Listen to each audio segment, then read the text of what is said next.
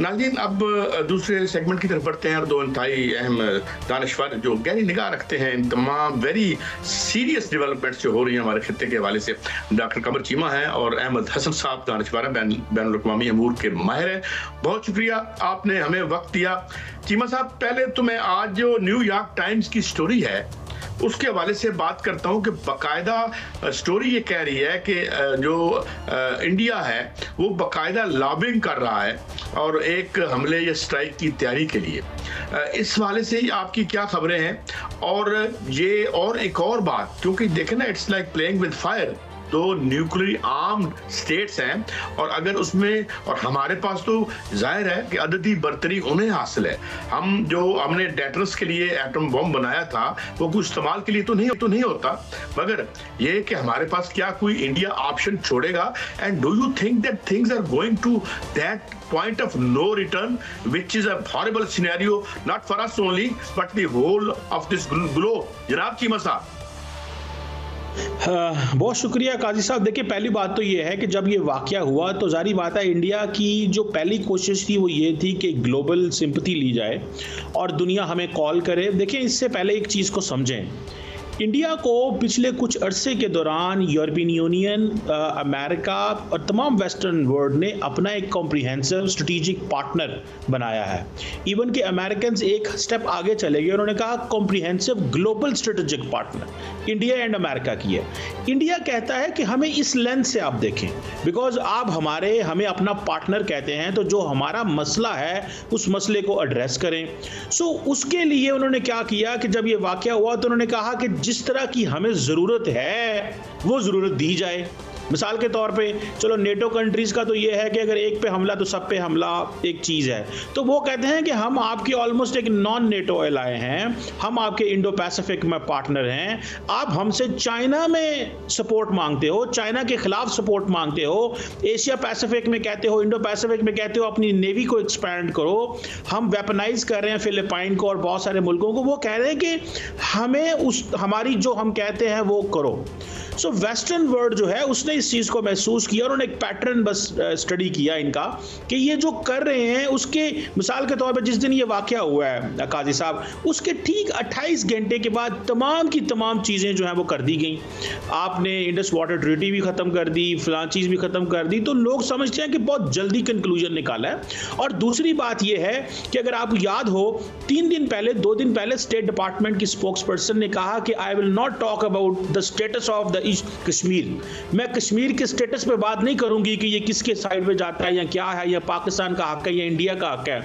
तो basically India, ये जो अब आपका सवाल है और ये जो न्यूयॉर्क टाइम की स्टोरी है, इसमें अगर देखा जाए तो इंडिया उस तनाज़र में लगा हुआ है कि अगर मुझे जितनी ज़्यादा वेस्टर्न सपोर्ट आए, मैं आपको थोड़ा सा 2019 में ले जाता हूँ, जब डोनाल्ड ट्रंप साहब ही प्रेसिडेंट थे, माइक पॉम्पियो उस वक्त सेक्रेटरी ऑफ स्टेट थे, उन्होंने कहा था कि India has a right of hot pursuit, कि इंडिया को हक है कि अगर उस पर होता है तो वो फॉलो कर सकता है उन मिलिटेंट ग्रुप्स को, और यही वजह है कि बालाकोट में उन्होंने कहा जी हमने की है। So this time the world is not going to give them support. एक मैं यहां पे आर्गुमेंट और देना चाहता हूं Qazi sahab, I think India fail to understand this one thing कि जो बांग्लादेश के अंदर तब्दीलियां आई हैं, बेसिकली अमेरिका चाहता है कि इंडिया का जो फुटप्रिंट है उसको कम किया जाए। जो इंडिया चाइना की नॉर्मलाइजेशन हुई है पिछले कुछ अरसे पहले, अगर आपको याद हो, काजान रशिया के अंदर ब्रिक्स की मीटिंग के दौरान नरेंद्र मोदी साहब की और शी जिनपिंग की मुलाकात हुई, हालात नॉर्मल हुए, अब इंगेजमेंट है, ताल्लुकात में संभाले जा रहे हैं। अब शी जिनपिंग ने कहा कि ड्रैगन एंड एलिफेंट टैंगो होगा, डांस हम करेंगे। द अमेरिकन्स डू अंडरस्टैंड कि ये जो इंडिया चाइना की नॉर्मलाइजेशन है और जो है, इसको भी उन्होंने महसूस किया कि हमारे तुम पार्टनर हो, कॉम्प्रिहेंसिव ग्लोबल स्ट्रेटेजिक पार्टनर, जाके चाइना के साथ आप जफियां डालते हैं और हमें कहते हो कि अमेरिका के खिलाफ डिप्लोमेटिक सपोर्ट दें। इंटरजेक्ट कर रहा हूं, मैं अहमद हसन साहब को डिस्कशन में लेना चाहता हूं। अहमद हसन साहब, आज शकील अहमद रामे साहब का एक आर्टिकल न्यूज में छपा है और मैं इस पर पहले भी काम करता रहा। ये जो इंडिया और वेस्ट की जो एक पार्टनरशिप की बात ये कर रहे हैं, उसमें सुना है कि फिगर फजिंग भी हो रही है। एक जो इंडिया की मोजा या जो एक राइजिंग इंडिया का जो मोदी साहब एक तासुर देते हैं, खैर समाज में तो छोड़े, वहाँ नीचे तो जो गुर्बत और जिल्लत है वो हमारे यहाँ भी तो है और उधर हमसे ज्यादा है। तो ये भी क्या इसका हिस्सा है to pit India as a proxy of west against Pakistan? तो खैर मतलब इतनी बड़ी ताकत नहीं है, चाइना। तो आप समझते हैं कि ये फिगर फजिंग भी हो रही है और वो रोजी पिक्चर नहीं है जो बताई जा रही है? अच्छा, इसमें देखिए, सबसे बिल्कुल आपने जो बात की, फिगर फजिंग जो है इंडिया की, जो पूरी जो आउटलुक है इंडियन इकोनॉमी का, वो फेक न्यूज़ के ऊपर, फेक डेटा के ऊपर, फेक रिसर्च के ऊपर बेस करता है। मैं जगह जगह हर जगह ये बात कर रहा हूँ कि दुनिया की जितनी भी अच्छी यूनिवर्सिटीज़ हैं जिनमें सोशल साइंसेज, जिनमें पॉलिटिकल साइंस, इंटरनेशनल रिलेशन और इकोनॉमिक्स को, मैक्रो इकोनॉमिक्स को पढ़ाया जाता है, आप किसी से भी रिसर्चर से पूछ लें, जब वो रिसर्च शुरू करने लगता है तो उसका थीसिस सुपरवाइजर उसको कहता है कि यार इंडियन डेटा आपने इसमें ऐड नहीं करना, क्योंकि इंडियन डेटा ज़्यादातर झूठा होता है। लेकिन जो मीडिया के ऊपर आपको चीज़ें, इकोनॉमी की अगर आप बात करें, बिल्कुल ऐसे ये बहुत ज़्यादा फिगर फजिंग है। आप दुनिया के अंदर सबसे ज़्यादा लोग भूख से इंडिया में मरते हैं, लेकिन रिपोर्ट नहीं होता। दुनिया में सबसे ज़्यादा गुर्बत इंडिया में, यानी 2% इंडियंस हैं जो बहुत ज़्यादा अमीर हैं, और 98% इंडियंस गुर्बत की जो जिस लेवल के ऊपर हैं वो पूरी दुनिया में आपको इतनी बड़ी पॉपुलेशन में वो एग्जांपल नहीं मिलती।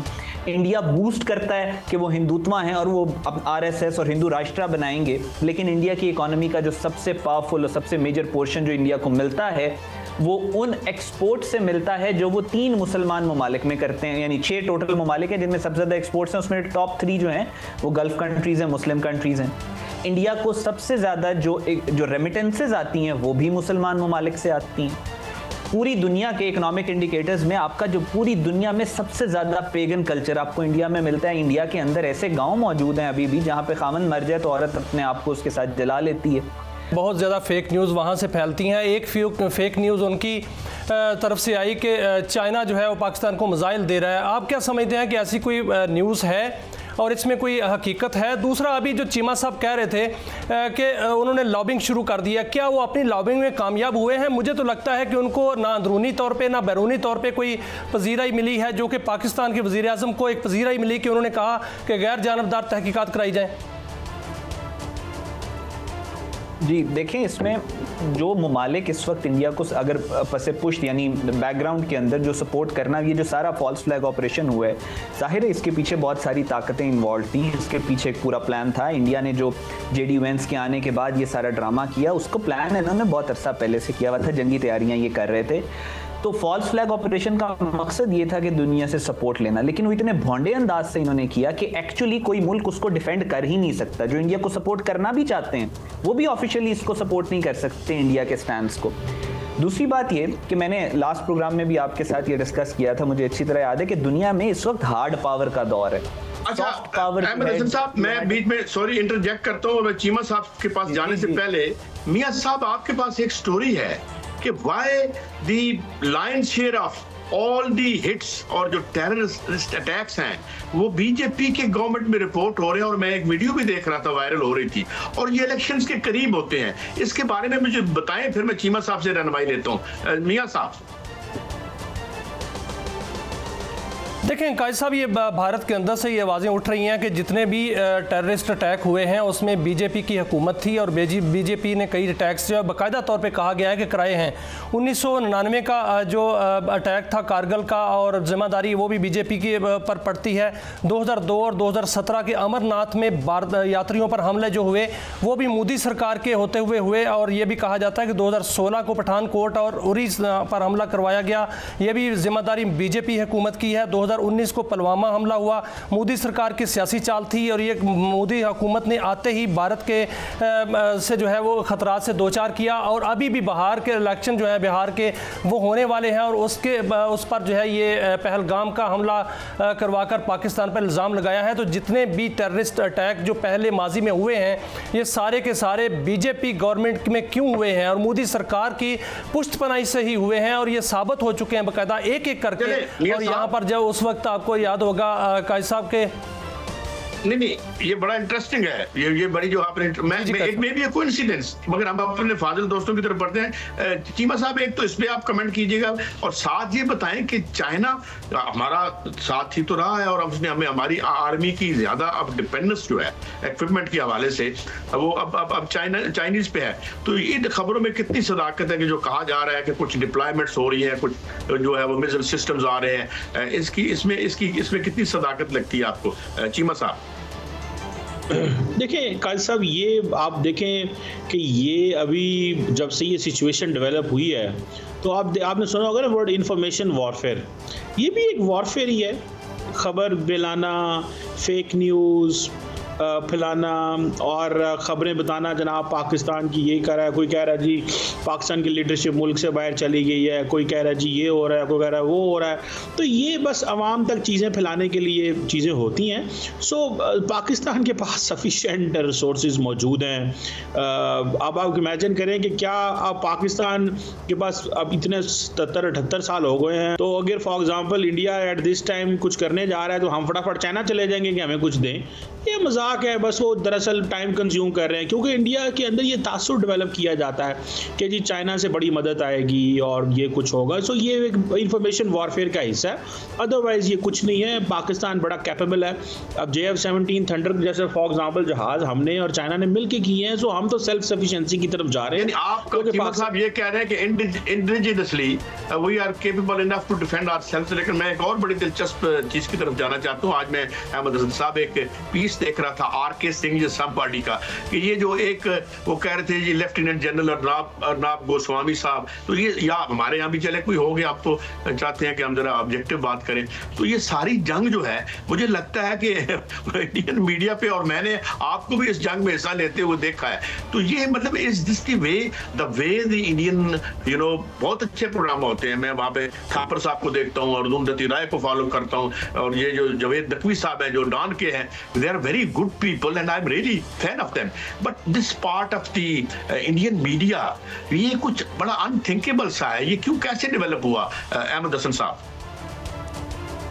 जी बिल्कुल, आप जब वेपनाइज कर देते हैं मीडिया को तो फिर उसका स्टैंडर्ड तो लूज होता ही है।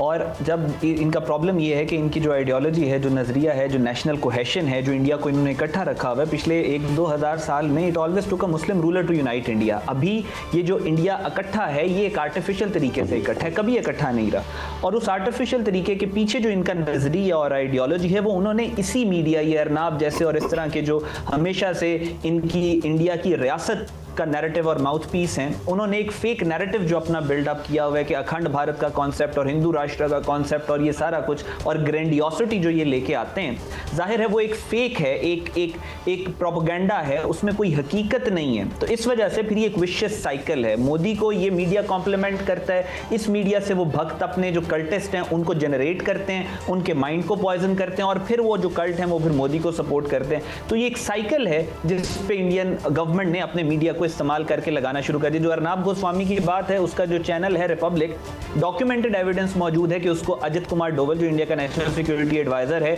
उसकी एक फाउंडेशन है इंडिया फाउंडेशन, वो स्पॉन्सर करती है। तो वो सारा प्रोपेगेंडा उन्हीं का टो करता है।